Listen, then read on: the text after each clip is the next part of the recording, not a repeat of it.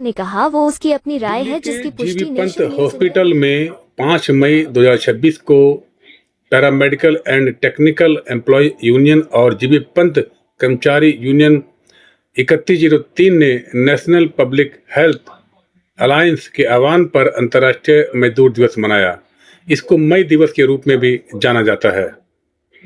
इस मजदूर दिवस के मौके पर अपने जो साथी एक्सपायर हो चुके हैं उनके तस्वीर के आगे भी यहाँ के तमाम स्टाफ ने अपने अपने श्रद्धा सुमन अर्पित किए। 1 मई को अंतर्राष्ट्रीय मजदूर दिवस मनाया जाता है और आपको बता दें ये कार्यक्रम इस पंत में 5 तारीख को मनाया गया, जिसमें भारी संख्या में लोगों ने आकर के उस तस्वीर के आगे जो अब दुनिया में नहीं रहे हैं उनके आगे अपने अपने श्रद्धा सुमन अर्पित किए और कुछ लोगों ने उनको सलामी भी दी। इसी बीच कार्यक्रम की विधिवत शुरुआत की गई। आपको बता दें सभा का संचालन जीबी पंत के paramedical technical employ union chairman Bharatveer व पवन वर्मा जी द्वारा बड़े ही अच्छे तरीके से किया गया। इसी बीच हॉल में लोग लगातार आ रहे थे और हॉल धीरे धीरे भरता जा रहा था। इसी बीच कार्यक्रम के चीफ गेस्ट का भी आगमन हुआ। जी हाँ, डॉक्टर इमाम उमर अहमद इलियासी चीफ इमाम ऑल इंडिया ऑर्गेनाइजेशन द्वारा इस कार्यक्रम में अध्यक्षता की गई, जिसका पवन जी ने व अन्य साथियों ने गेट पर ही स्वागत किया। इसके बाद धीरे धीरे सब अंदर आए और सबने आकर के हॉल में अपना अपना स्थान ग्रहण किया। इसके उपरांत सबको मंच पर आमंत्रित किया गया और सभी का एक एक करके स्वागत किया गया। साथ ही चीफ गेस्ट का भी मंच पर गुलदस्ता दे करके उनका भव्य स्वागत किया गया। इसके बाद हॉस्पिटल की एक सीनियर स्टाफ या चीफ स्टाफ ने भी मंच से अपनी अपनी बातें कही। और ये ग्रेटफुल कि आप जैसे हमारे यहाँ पे आए हैं, सबको हौसला देने और इकट्ठे चलने की उम्मीद देने के लिए। ये सब बहुत ज़रूरी है क्योंकि हर एक का जो राइट्स हैं उन सबको बरकरार रखने के लिए ये सब बने हैं, ये खास दिन महत्व की तरह बने हैं। तो I am very happy to see कि यहाँ पे एक अच्छी सी गैदरिंग है। सब लोग कोशिश करेंगे कि इस दिन का महत्व जो है वो सबको पता चले और आपके राइट्स। इसके उपरांत इमाम साहब ने भी मंच से अपने विचार साझा किए और वहाँ बैठे हॉल में तमाम पब्लिक को संबोधित किया। शुरू करते हैं मोहम्मद साहब की उस बात से जो उन्होंने हमेशा एक बात कही। मोहम्मद साहब ने कहा कि उनकी एक हदीस है कि मजदूर की मजदूरी उसके पसीना सूखने से पहले पहले अदा कर देनी चाहिए।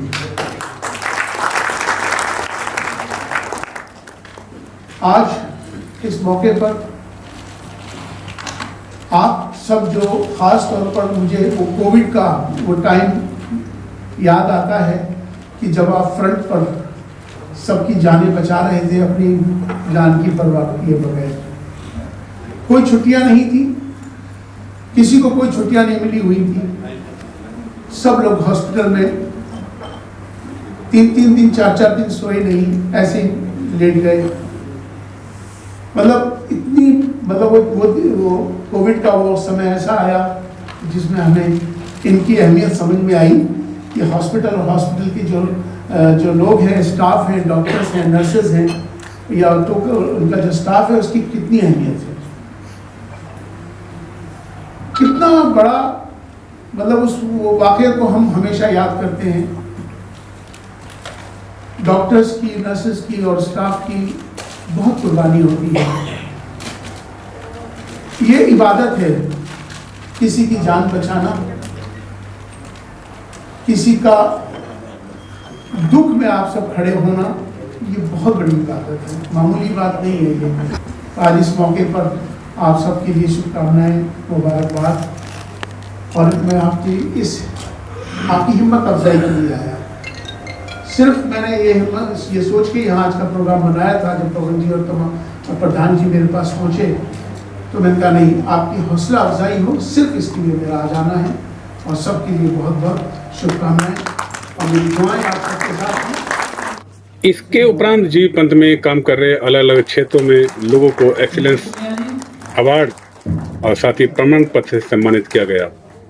और ये सम्मानित एक ताकत देता है किसी भी व्यक्ति को और बेहतर करने की और अच्छा करने की, चाहे वो समाज के लिए कर रहा हो, चाहे अपने पैशन के लिए कर रहा हो या किसी दूसरे क्षेत्रों में काम कर रहा हो। तो यहाँ पर इमाम साहब ने सबको प्रशस्ति पत्र देकर सम्मानित किया और सब लोग बड़े खुश थे इस मौके पर। और ये प्रशस्ति पत्र जो है, ये सम्मान जो है, ये बात को प्रमाणित करता है कि ये लोग बहुत ही शिद्दत के साथ, मेहनत के साथ हॉस्पिटल में मरीजों के साथ या हॉस्पिटल के लिए दिल से मेहनत कर रहे हैं, मन से मेहनत कर रहे हैं। इसलिए उनको इस मंच पर सम्मानित करना एक बहुत बड़ी बात है। और इससे जो सम्मानित लोग हो रहे हैं उनको और अच्छा काम करने की ताकत मिलती है और बेहतर काम करने की ताकत मिलती है, दिल से ताकत करने का काम मिलती है। इसलिए जब लोग कोई मंच पर साबित होता है तो उसकी जिम्मेदारियां अपने काम के प्रति, लोगों के प्रति, समाज के प्रति और बढ़ जाती हैं। इसीलिए कहते हैं जब कोई सम्मानित होता है तो उसकी जिम्मेदारियां उसको और आगे ले आती हैं। कि कार्यक्रम के अंत में सबने राष्ट्रगान गाया।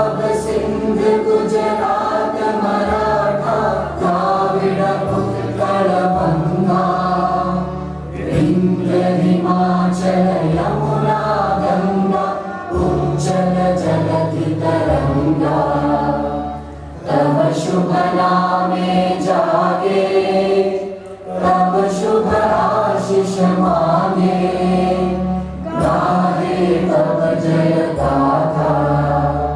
जन गण मंगलदायक जय हे भारत भाग्य विधाता।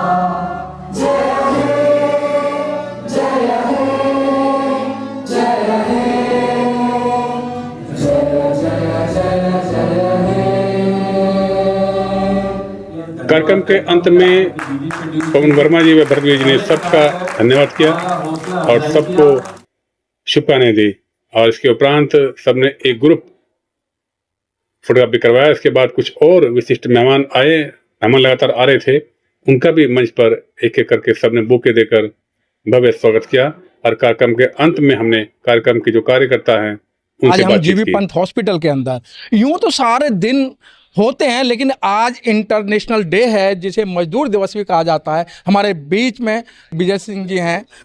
और सर, आज जैसे मई दिवस मनाया जा रहा है और मजदूर त्राही त्राही कर रहा है, क्या चल रहा है इस समय? देखिए, मजदूर दिवस की जो शुरुआत हुई थी वो अमेरिका के शिकागो शहर से हुई थी, ए मार्केट के दौर में। जब मजदूरों के ऊपर अत्याचार इतना बढ़ गया, शोषण इतना बढ़ गया कि उनके मतलब 2 समय का खाना दूभर हो गया। उस दरमियान पे मजदूरों ने अपनी एकता कायम की और सरकार के जो विरोधी कानून थे, जो पूंजीपतियों का जो शोषण कर्मचारियों से और मजदूरों से कर रहे थे, उस शोषण के विरुद्ध वो खड़े हुए। और उसके अंदर पूंजीपतियों ने और सरकार ने उसको आंदोलन को रोकने के लिए वहाँ पर गोलियां चलाई, बहुत से लोग शहीद हुए। और उसमें बहुत सारे जो अग्रणी श्रेणी के जो मजदूरों के नेता थे उनको जेल में डाला गया। 10 नेता थे, जिनमें से कई तो जेलों के अंदर मार दिए गए और कुछ को जेलों में डाल दिया गया। उसको परिपाटी को चलाते हुए 1989 में ये शुरू हुआ कि पूरे वर्ल्ड के अंदर मई दिवस मनाया जाए और 8 घंटे का कार्यकाल शुरू किया जाए। तब से सभी जगह पर 8 घंटे का कार्यकाल है, उसको इस तरह से डिवाइड किया, 8 घंटे काम के, 8 घंटे आराम के और 8 घंटे मनोरंजन के।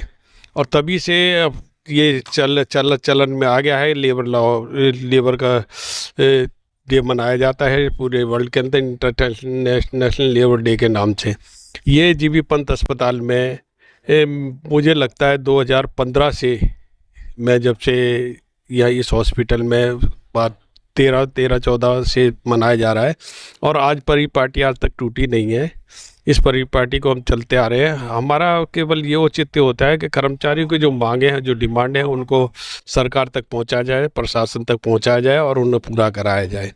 बीच में सरकार चाह रही है कि सरकारी क्षेत्र को और शिक्षा को निजीकरण में दिया जाए। उस निजीकरण को रोकने के लिए हम आंदोलित रहते हैं और कर्मचारियों को उससे अवगत भी कराते हैं और एकता कायम करते हुए सरकार तक अपनी बात को बड़े शांतिपूर्ण तरीके से पहुंचाने का प्रयास करते हैं। धन्यवाद। यूं तो सभी दिन एक से होते हैं, लेकिन कुछ दिनों को खास तौर से बनाया जाता है और सरकार है या मजदूर अपनी तरफ से बनाया जाता है। जिस तरीके से 1 मई मजदूर दिवस इंटरनेशनल डे मनाया जाता है और आज हमें जीबी पंत हॉस्पिटल के अंदर हमारे साथ हैं पवन वर्मा जी, जो आए दिन मजदूरों की समस्या को लेकर अधिकारियों के सामने रखते हैं, नेताओं के सामने रखते हैं। तो सर, आज आपने इतना बड़ा प्रोग्राम रखा, इस प्रोग्राम का क्या औचित्य बनता है और क्यों रखा गया आपने?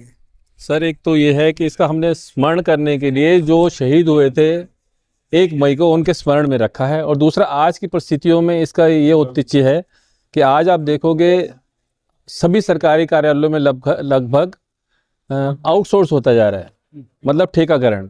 तो उसमें क्या होता है, एक तो मजदूरों को सैलरी कम दी जाती है और टाइम पे नहीं दी जाती, जिसकी वजह से उनका मेरा तो मानना यही है कि उनका शोषण होता है। तो इसीलिए मेरा यही मतलब हमारा औचित्य यही कि सरकार को ये बताना कि मजदूरों की, जैसे कि अभी आपने सुना भी होगा कि इमाम साहब ने भी बोला कि मजदूर की मजदूरी उसके पसीना सूखने से पहले मिल जानी चाहिए जी। तो हमारा भी सरकार से यही निवेदन है, किसी भी मजदूर को जब हम रखते हैं तो उसको सैलरी जो है एक निश्चित टाइम पे दी जानी चाहिए, काम के घंटे निर्धारित होने चाहिए और उनका शोषण जो कि उच्च अधिकारियों द्वारा किया जाता है, उस शोषण को लगाम लगाई जानी चाहिए। पवन जी, जिस तरीके से आज मजदूर त्राही कर रहा है, किसी भी डिपार्टमेंट का है, अगर मैं जीबी पंत की बात करूं, LNJP की बात करूं, जो यहाँ मजदूर हैं, उन्हें मजदूरों को जिस तरीके से वो काम कर रहे हैं, उनको उस तरीके का उन्हें हक नहीं है। जहाँ तक जीबी पंत का सवाल है, तो जीबी पंत में हमारे अभी एक मेडिकल डायरेक्टर आए हैं, मेडिकल सुपरिटेंडेंट आए हैं, डॉक्टर संजय अग्रवाल जी। तो उन्होंने काफ़ी हद तक काफ़ी सुधार किया है इस बारे में और काफ़ी उनकी मेहनत रंग लाई है कि जिस मजदूर को 3-3 महीने से सैलरी नहीं मिलती थी, उनको सैलरी मंथली मिलने लगी है। तो ये मैं इसमें एक अच्छा कदम मानता हूँ किसी भी ऑफिसर का, मतलब कर्मचारियों के प्रति एक मतलब अच्छा व्यवहार मानता हूँ कि भाई उन्होंने इस बारे में सोचा और उसको पूर्ण करने की कोशिश की। अब मंथली उनको सही टाइम पे सैलरी मिलना शुरू हो गई है। पवन जी, एक कर्मचारी 50-50 आदमियों का काम कर रहा है, तो जब इतना वजन पड़ेगा उस कर्मचारी पे, तो क्या वो अपने बच्चों को देखेगा, क्या परिवार को देखेगा? वो हर समय वो माइंड उसका बोधरेशन में रहेगा, और जब बोधरेशन में रहेगा तो वो किस तरीके से वो सेवा दे पाएगा? नहीं, इस विषय पे तो हमने कई बार सरकार से भी निवेदन किया है कि जो शॉर्टेज ऑफ स्टाफ है उसको पूरा किया जाए, क्योंकि जब स्टाफ पूरा होगा, आज आप परिस्थिति देखो कि 20 साल पहले पेशेंट की संख्या कितनी थी, आज की संख्या पेशेंट्स की संख्या कितनी है, तो उसके अकॉर्डिंगली पेशेंट की और उनका रेशो जो एम्प्लॉई हैं उनका बढ़ना चाहिए। क्योंकि जो पहले से मान लो आप पेशेंट 100 आते थे और जो कर्मचारी थे वो 10 थे, आज पेशेंट हो गए 1000, कर्मचारी हो गए 5, तो जो वो रेशो बिगड़ गया है। तो उससे क्या होता है, एक तो जो हम उनकी जो हमें उपचार करना है वो सही ढंग से नहीं हो पाता, उनकी जो सेवा है वो सही ढंग से, मरीज सेवा प्रभावित होती है। मेरा कहने का मतलब ये है, अगर हम शॉर्टेज ऑफ स्टाफ देखें तो इसलिए सरकार से निवेदन है कि धीरे धीरे करके शॉर्टेज ऑफ स्टाफ को दूर करें। जबकि अभी आपने देखा होगा DSSB से कई वैकेंसीज भर रहे हैं। तो इसी तरह से धीरे धीरे करके हम चाहते हैं सरकार से, जैसे दिल्ली सरकार अब बहुत अच्छा काम कर रही है, आपने भी देखा होगा, तो दिल्ली सरकार में ऐसा हो रहा है कि धीरे धीरे हॉस्पिटल्स में डेवलपमेंट हो रही है। पवन जी, जिस तरीके से ट्रेड यूनियन मजदूरों की आवाज उठाया करती थी और आज लेबर कानून लाकर उन ट्रेड यूनियनों की जबान बंद कर दी है, तो आज मजदूरों की जबान बोलने वाला कोई भी ट्रेड यूनियन नहीं है। नहीं, ऐसा नहीं है, उसको हम मिस इंटरप्रिटेशन बोल सकते हैं जी, कि हमें अपनी आवाज़ अफसर तक रखनी चाहिए। ऐसा नहीं है कोई सुनता नहीं है। जैसे मैंने अभी आपको बताया, जब मैंने स्पीच में भी बोला था अपनी, कि हम CM साहिबा के पास गए तो उन्होंने बड़े अच्छे से हमसे पूछा कि हॉस्पिटल्स का किस तरह से सुधार कर सकते हैं। तो इसका मतलब तो उनमें ऐसी संवेदना है कि वो हॉस्पिटल्स के सुधार के लिए सोचती हैं, तो और वो चाहती हैं। और उससे अगले दिन आप बिलीव करिए कि उससे अगले दिन अरुणा असफ अली में गई मैडम, उन्होंने सब लोगों से, बल्कि जो छोटे स्टाफ है उनसे पूछा कि आप सुधार के बारे में बताओ कि किस तरह से सुधार किया जा सकता है। तो दिल्ली सरकार मेरे हिसाब से आज की डेट में बहुत अच्छा काम कर रही है और दिल्ली सरकार की सकारात्मक सोच है बिल्कुल। और इसमें हम ये भी मानते हैं कि सरकार किसी भी वर्ग के लिए, मजदूर वर्ग के लिए, किसी भी वर्ग के लिए बहुत अच्छा काम कर रही है और उनके मन में ये है कि हम इस चीज़ को किस तरह से दूर किया जाए, क्योंकि अभी टाइम इतना हुआ नहीं है। उनको अगर टाइम मिले तो वो मेरे हिसाब से दिल्ली सरकार बहुत अच्छा डेवलपमेंट कर सकती है, दिल्ली के अस्पतालों में बहुत अच्छा सुधार कर सकती है। और आज की डेट में भी जीबी पंथ क्या दिल्ली सरकार के सभी हॉस्पिटल्स में ऑलमोस्ट सुधार है। चलते चलते मजदूरों को क्या संदेश देना चाहेंगे? मेरा मजदूरों को, कर्मचारियों को, मजदूरों को मेरा एक सिर्फ यही संदेश है कि संगठित रहें। अगर हम संगठन में रहेंगे तो हमारी आवाज़ अपने आप बुलंद होगी और ऑफिसर्स उसको सुनने और उसमें निवारण करने के लिए मजबूर होगा। ठीक है, धन्यवाद। धन्यवाद। देखिए जिस तरीके से हॉल खचाखच भरा हुआ था और चीफ गेस्ट भी आकर यहाँ खुश हुए, ये सारी देन जो है मजदूरों को इकट्ठा करने के ये भरत वीर जी हैं जो कि आए दिन मजदूरों की समस्या उठाते हैं। सर, आज आपने 1 मई मजदूर दिवस को मनाया है, इस उपलक्ष्य में आप क्या कहेंगे मजदूरों के लिए? साथी, हमारा जो मकसद है, जिस तरह के माहौल सरकारों ने बना दिए हैं, मजदूरों की सुनने वाला कोई नहीं है जी। 29 लेबर कानून जो कर्मचारियों के वर्ग के लिए हर जगह सरकार के लिए जो बेनिफिट पहुंचाने के लिए जो सरकार ने उनको जो है संविधान में सुविधा दी थी, उसको गेन करने के लिए उनको परिवर्तित करके आज जो है 4 लेबर कोड में उसको जो है बदल दिया गया है।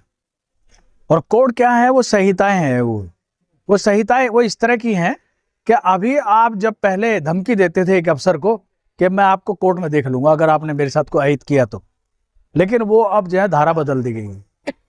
अब धारा इस तरह की बदल दी गई है कि 4 लेबर कानून जो है, वो जो कानून थे 29 लेबर का, उनको संहिताओं में बदल दिया गया। और संहिता का मतलब ये है कि आपका जो राइट है वो अब सिर्फ एक दायरे के अंदर सीमित कर दिया गया है। कहने का मतलब ये है कि मारोगे, पीटोगे, रोने भी नहीं दोगे? रोने नहीं देंगे, ऊपर से जो आपका जो हक है उसको आपको कहीं से कहीं तक भी लेने नहीं देंगे जी।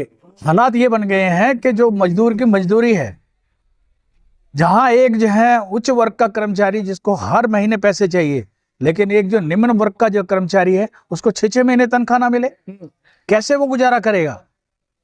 फिर तुम कहते हो कि चोर डकैत कैसे हो रहे हैं, कैसे भ्रष्टाचार बढ़ रहा है, कैसे ये करप्शन बढ़ रहा है, कैसे लूटमारी हो रही है?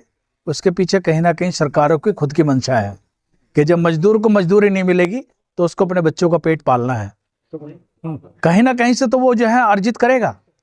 अगर आपको जो है समय से मजदूरी उसको देना शुरू कर दें, उसके हक अधिकार उसको मिलने शुरू हो जाए, तो ये सब चीज़ें होंगी ही नहीं। हमारा जो ये संघर्ष है वो ये है कि मजदूर अपनी मजदूरी के लिए हमेशा अपने हक अधिकार की लड़ाई लड़ता रहे और जागरूक रहे, क्योंकि सरकार आपके हक अधिकार को छीनने पे लगी है। भरत वीर जी, किसी ने एक नारा दिया था कि मजदूर की मजदूरी उसके पसीने सूखने से पहले उसे मिल जाए तो वो जो मजदूर दे रहा है उसको भी सुकून मिलता है और जो मजदूरी कर रहा है उसको भी सुकून मिलता है। तो ये कथन कहाँ तक सत्य है? ये कथन बहुत सच्चा है। ये उस इंसान के मुंह से निकला है जो कोई खुदा का बंदा होगा जी, जो चाहता होगा, जो श्रम की इज्जत करता होगा। लेकिन आज आप सरकारों को देख लो, हर जगह कॉर्पोरेटाइजेशन हो रहा है, महंगाई कैसे बढ़ रही है सरकार को पता है कैसे बढ़ रही है, लेकिन उससे कोई मतलब नहीं है। जीएसटी कानून लाए थे सिर्फ इसलिए कि जीएसटी से टैक्स को सरल कर दिया जाएगा, लेकिन आज क्या कर दिया गया है कि एक जो इंसान जो भिखारी है, जो सड़क पे चल रहा है, जिसके पास रहने के लिए मकान नहीं है, पहनने के लिए कपड़ा नहीं है, लेकिन अगर उसको एक बिस्कुट खरीदने के लिए, अपनी भूख मिटाने के लिए बिस्कुट खरीदना पड़ेगा तो उसको भी जीएसटी पहले पे करना पड़ेगा जी।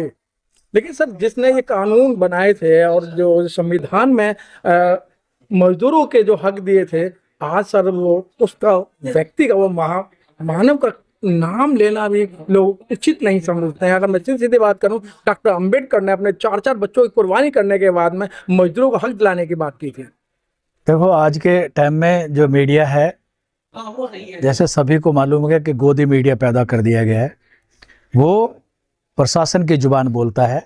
और अगर आप जैसे साथी जो मजदूरों के बीच में आकर बात कर रहे हैं, उनकी आवाज़ को सुन रहे हैं, तो ये आप एक रिस्क लेके हमारी आवाज़ को सुनने के लिए आए हैं।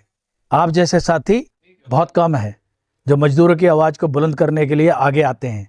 नहीं तो अधिकतर मीडिया इस प्रोग्राम को शूट भी नहीं करता, क्योंकि यहाँ पर सरकार की जय जय नहीं होती जी। यहाँ पर कर्मचारी अपने हक अधिकार की बात करता है। तो सर आज लेबर डे पे, मजदूर दिवस पर मजदूरों को क्या संदेश देना चाहते हैं?